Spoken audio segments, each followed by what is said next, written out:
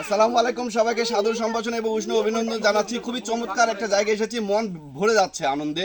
আসলে একটা বিদেশে আমরা যেই ছবিগুলো দেখতে অভ্যস্ত, মালটা কমলা এরকম বাগান দেখে দেখে আমাদের যারা অভ্যস্ত আফসোস করতাম যে এরকম বাগান যদি দেখার আমাদের সৌভাগ্য হতো।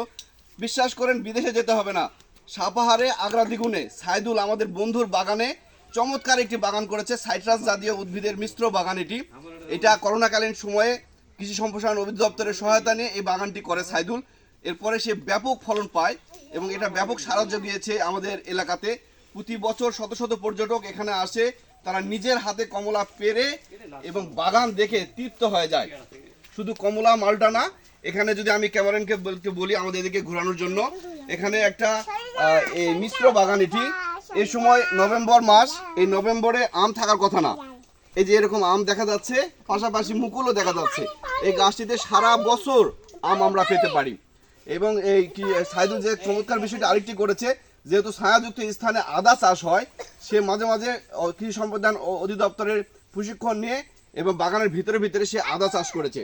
সবাইকে এই বাগান পরিদর্শনের জন্য আহ্বান জানাচ্ছি। আশা করছি আপনারা এই বাগান দেখে অভিভূত হয়ে যাবেন। সবাইকে আহ্বান জানাচ্ছি আসবার জন্য, একবার হলেও। সবাইকে ধন্যবাদ।